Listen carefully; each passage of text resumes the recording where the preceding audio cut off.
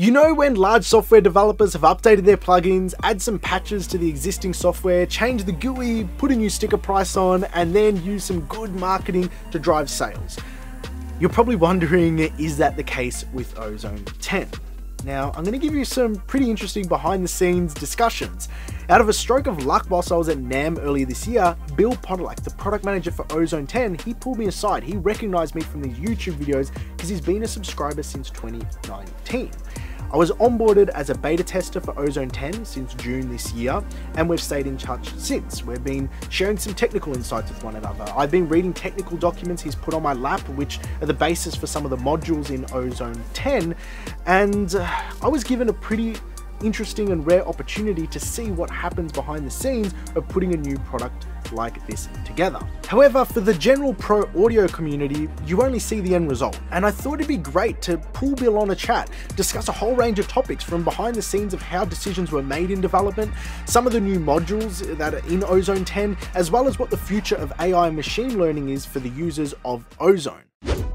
As an iZotope user, I find myself, and I know you, probably watching this in this weird predicament. When a new release comes to market, it's whether or not it's worth upgrading to the next version. Because sometimes the introductions include big changes that are worth it, and sometimes big changes which aren't. And sometimes they're not big changes at all, they're just small little footnotes. I wanted to understand the catalyst behind where Ozone is going with version 10. I wanted to seek some clarification on what has been being worked on over all this time. I recapped a 2-decade-long history of the product and asked Bill, how does Ozone 10 seek to build on the last 2 decades of Ozone as a product? Here's what he had to say.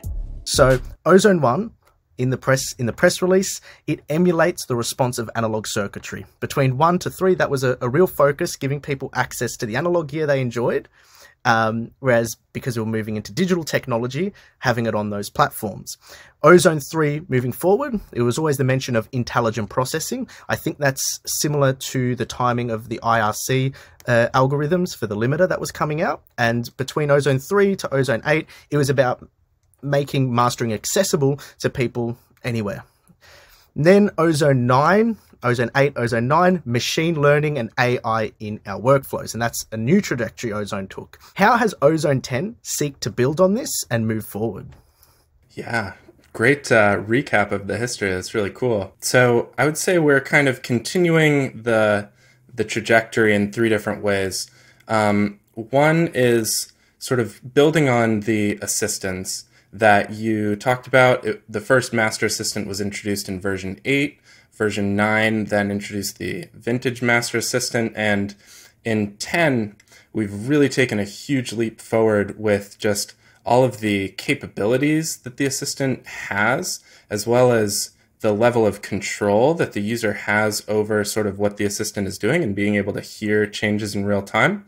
We can get more into details on that, I'm sure, but second category I would say is continuing to try and add innovative processing that's not just, you know, another EQ, another compressor, but really thinking about how can we enable our users to achieve just great sonic outcomes with the DSP that we're providing, because we really believe that's sort of the future of music production and audio engineering. And then finally, you know, Ozone is an amazing product that professionals are using, people love, and so we're seeking to enhance what's already there by adding basically new DSP to some of the most favorite, highest esteemed modules. On that note, because I'm really curious, it is a legacy product. People are familiar with components of it. For people who are decade-long users, we all remember the reverb module that Ozone 4 had. And I'm curious, how do you approach the task of tabling new innovations for a product? Because we're familiar with what we've used in 8, in 9, 10 comes along. What does the drawing board look like to come up with ideas and, you know, make them palatable for existing users? Yeah. Well, you know, it's like we want to add to what's already there, but it's such a balancing act because you can just stuff, you know, this product full of all of these options, and then you're going to end up with a bloated piece of software with like all of these details that, people just don't know what's going on, and it takes you a couple years to like learn the software. And like to some extent that has happened. And so, we're balancing having this massive, already comprehensive, suite of world-class DSP and thinking about how are we going to add this in a way that's like elegant and, not going to throw people off of their workflow that they're already kind of counting on or already used to. And so fortunately, we have a great UI design team that's thinking about this stuff all the time. And we just have to toe that balancing line carefully. You mentioned the reverb. That's a really interesting moment in the history of Ozone. I wasn't there, but in the version from 5 to 6, they really focused on honing in on what is really the most necessary thing to make it more accessible. And, some people were upset about losing that reverb when I don't know how often you as a mastering engineer add reverb, but I think in the research at the time, they found that the answer was not often. And so they removed it. There's really nothing that special about it. Can you point to any examples where you've come to the drawing board and you've gone, okay, we need to make this user palatable. It has to be concise. Like you said, it can't be too bloated. Are there any examples in Ozone 10 where particular modules have been swapped out, morphed into another one, newly introduced, or taken away? Yeah. We didn't take anything. We took some stuff away, actually. I won't focus on that. What did we... No, tell us. What did you take away? And then we'll get into the juicy bit of what's been added in. We took away the vintage version of the Master Assistant. So in the old Master Assistant, introduced in version 9, you could have like modern or vintage mode. And the vintage mode would sort of set up some of the vintage modules. And we just completely overhauled the assistant, and it took all of this refactoring the code. And so we decided it just wasn't worth it to add that, because one interesting thing is we can see to a level what people are using if they opt into analytics. So, we know roughly the % of people that are engaging with that particular feature, and we know generally the risk of removing it. So sometimes you have to make tough calls like that. It enabled us to build a much more powerful version of the assistant that only has like the modern mode. So no more vintage mode. Another interesting example of that was like the soft clipper, where our new soft clipping DSP could probably be its own fully fledged module, but instead we decided to kind of integrate it into the maximizer. And, that had the benefit of not bloating it, adding one more module to the list, but it also had some UX benefits of the way it gains stages with the maximizer. And it was also just easier to implement in code, faster way to get more DSP into the release. So that's kind of an incentive that we always have, is like, how can we do this the fastest way so that we can get as much as possible into this new version while also making sure it stays awesome, Now, during beta testing, Bill sent me over this white paper by the research scientists at iZotope, and it details a dynamics processor which is not threshold dependent. It makes up the basis for the new impact module in Ozone 10, and it seriously has me excited. I spent all night and the next morning going over every single equation, understanding how it actually computes these dynamic changes, and it's a new and unique way of thinking and manipulating the dynamics of audio. Now, I'm going to be putting a fully fledged video on just this module in the coming weeks, but for now I wanted to get Bill's take on how this came to surface and the role it plays for the users of Ozone 10. The impact module is sort of one of our two new modules, and like I was talking about before, we want to be introducing innovative processing, right? Rather than just another compressor, we're trying to think about, what is a person trying to do with a compressor when they're mastering, or an expander, a little bit less common. But our research team developed this really cool processing that's used in the impact module where, a compressor has this kind of complex and abstract set of controls, threshold, ratio, attack, release, maybe you got a knee, maybe you got a makeup gain. And the outcomes that you're looking for are like a punchier signal or like a more glued signal. And sometimes if you time a compressor right, you can kind of get a little bit more groove or feel out of the sound. And so this new processing is simply up is increasing the dynamic range or the punch, down is compressing it, and has sort of eschewed these other typical controls of a compressor and made this very intuitive, just up as punch, down as glue kind of workflow. And then we paired that with this really cool metering of showing exactly just the gain change over time. And so you can see that when you turn it up and a drum event happens, or like a microdynamic event, it will react by expanding the microdynamic event, adding punch or like dynamic space to the signal. Yeah, so we're trying to just introduce innovative DSP with really, really illustrative metering, you know, that's showing you exactly what's happening, so that hopefully it's just a very intuitive, direct path to the outcome that you're looking for as a mastering engineer. Yeah, and I think the way it's been designed, the impact module, like I said, I went over those papers. I think Alex is the name of the gentleman who does the DSP at iZotope.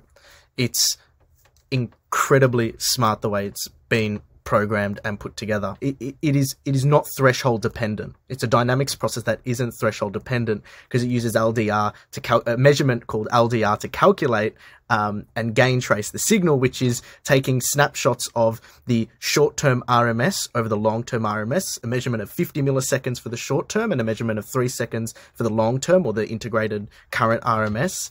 It puts them over one another, so it creates a gain trace. And then in terms of the user input is simply, you've got two parameters. You can vary the amount or the strength of it, either up in expansion or down in compression, and that's relative to the gain trace. And then you've also got the timing element for attack and release, which you can pencil in yourself in milliseconds. That's all really incredible, because typically with the compressor you set the threshold. If the signal is too soft at any stage, the compressor's not working at all. There's no input variable there because it's not going over the threshold. It's not going into a gain reduction circuit. With this, because there's a constant gain trace on it, you can consistently vary the microdynamics because it's constantly taking that reading. I don't mean to ramble there, Bill. I really don't. No, but you got it. That's it. Yeah. Isn't that cool? Oh, it's wild. It's wild. Sorry to sort of bloat on there. No, I'm glad you read the paper and enjoyed it. I mean, some of the math stuff goes over my head, but, you know, it makes my job so much easier because we've got these brilliant researchers. Alex was just one of them. There are 3 people that wrote that paper. Shahan was the main one.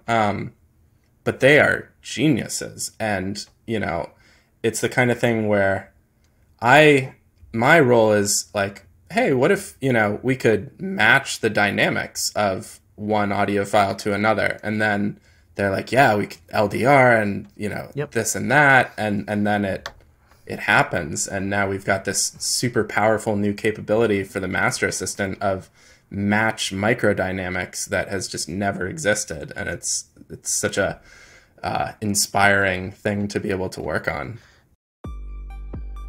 Okay, so AI and machine learning is a polarizing topic in the audio community, especially in mastering. Some champion for it because it's innovative, it's the way forward, and others remain skeptical as to its limitations and how it impacts the pedigree of what a skilled engineer can actually produce. So what I did is I seek clarification on how the development team towed the line between user-driven input in Ozone 10 and AI and machine learning input for the actual plugin.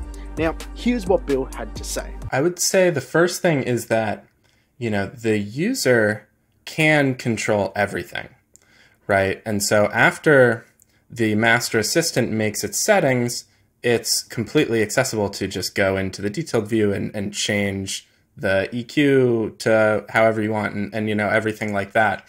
And so, you know, one of the interesting things we're thinking about is, how do we create an experience where you are interacting with the assistant in order to sort of control it from a high level? Because I would say one of the shortcomings of the Master Assistant in Ozone 8 and 9 was that it would give you an intelligent starting point, a custom preset, which is really cool, but then the user's left to have to know how to control all of the modules from there.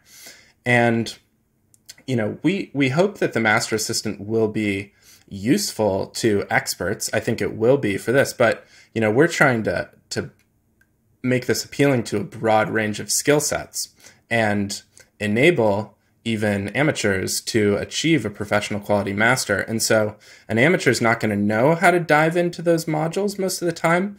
And so part of what we've done with this Master Assistant is create this new overview page that lets you control the processing that the Master Assistant has set up from a very high level. And what that high level is largely choosing what target you're going for. And that target can either be a genre that we've derived targets from, like the chart-topping hits, which is really cool in each genre, or you can upload your own reference song and we'll match to a reference song. And then you basically get to choose how much of the processing do you want to apply. For the EQ, for example, we're going to set up an EQ, but then we have this really nice scaling that just scales the gain of all the filters. So you could say, I want 75% of the EQ that Master Assistant has set up for me, or 25%, or I turn it off. And the tonal matching, the width matching, the dynamics matching, all has that, 0 to 100%. How much do you want to apply? And then we tried to set up this maximizer bi-directional slider that goes up and down to just be like, okay, dial in the intensity. Do you want it louder or quieter? Then you can kind of see the gain reduction happening next to it. So you can see like, okay, I'm smashing the signal when I push this way too hard, or I dial it back and I'm just, limiting off the tips. So, we want the AI to provide you with an experience that you can then control and end up with a master that is like objectively good, but then also subjectively, desirable to each individual person. And, will be valuable to a whole broad range of skill sets. In the style section for the Master Assistant, you've got various styles. That's your AI that you've sort of developed for AI learning. And it samples the top 10 of the pop charts, of the EDM charts, of the rock charts. Is it continuously developing that AI with in real time, or is it a set of nodes that are placed in the programming to compare between two variables? The latter. Okay. That would be sick though, if it could. It's like we went and downloaded those songs and then analyzed them, and that creates a set of targets, and those targets are like living in the code, and we could change them relatively easily. But, there's always some risk in that. Because what if someone's like, well, I loved the folk target the way it was at launch, and now it's ruined. We sometimes, we have to be careful with like changing stuff. Sessions need to always recall perfectly. That's an interesting constraint on us. So that would be a cool idea, but it's set. Yeah, that's cool. Actually, this wasn't a question I was going to ask, but I'm going to ask it now because I've been recently working on an album. I've been using the Mastering Assistant alongside it. In the latest beta version, you're right, you can drop your own reference tracks in, which on an album is really important. I was wondering, could we create our own nodes from a set of mixes that we could use? So could it machine learn and create an average of, like, create a node from the average of 10 different mixes, and then you have that sort of average built out for yourself to use? It's a great idea. We're thinking in that direction. It doesn't work that way now, but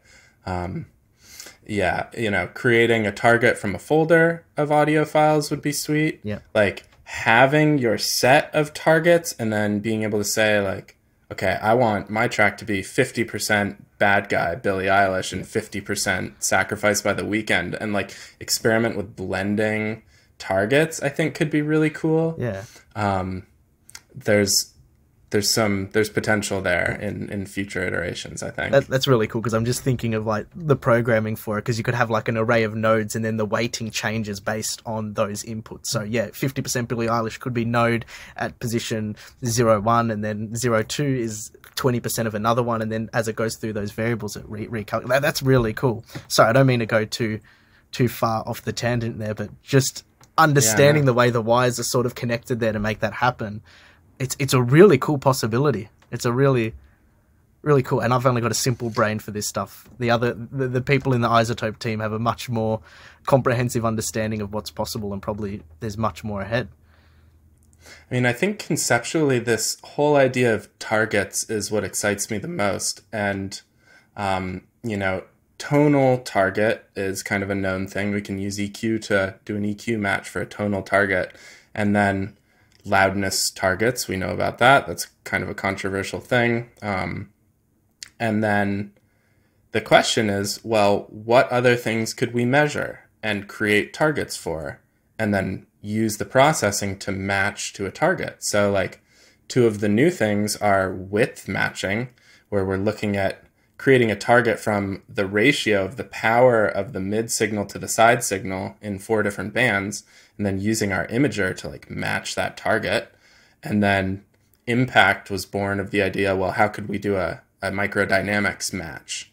And you can't just do that with a compressor. So we needed to actually create this new type of processing that directly adjusts microdynamics. And so what else could we measure and then create a target for, and then match you to the target, right? That's sort of the exciting thing. You know, what if a client sends you a reference and you're listening to their song and then you're listening to the reference and you're trying to make their song sound like the reference, that's basically what we're trying to do. And maybe you're thinking about all of these different things, you know, oh, it's not wide enough, oh, it's not bassy enough, oh, it's not punchy enough. You know, saturation, could we figure something out? You know, who knows? That goes back to the research team, and it's just, can we develop it? Interesting, because hearing that, and like you say, client sends references, there's a reason why they send those references. I think there's opportunity there to explore something, because you talk about tonal matching, dynamics matching, the stereo field matching. At the moment, when you have those nodes, the EDM or the rock, or you drop your own reference in, it creates its own sort of image to match to. It matches everything. Okay. When a client sends me references, they might send me 2 or 3 or 4 or none at all. But let's just say, for the sake of the example, there's a series of references, an array of references they send me. They're usually observing different things from each reference. So they're saying, I like the low end in this reference. I like the way the vocals sound here in this reference. Oh, I like the loudness of this reference. So what would be interesting is, you know how we were talking about the weighting previously, is if the weighting could be towards certain elements of a certain reference. So it just adds another variable in parallel with that. Because the thing that scares me about references, not scares me, but sort of gets me on the back foot a little bit, is when I'm actually in a session, I'm not copying, so to speak. I'm not getting a reference and going, I'm going to make this song sound like this song. What I'm doing is I'm hearing and I'm going, well, what do I appreciate in this song? What do I like in this song? I'll take those elements, because there's always some things people won't like. So I'll put that out there, because that's just something for you to sort of ping off and sort of allow to ferment with the development team. Sure.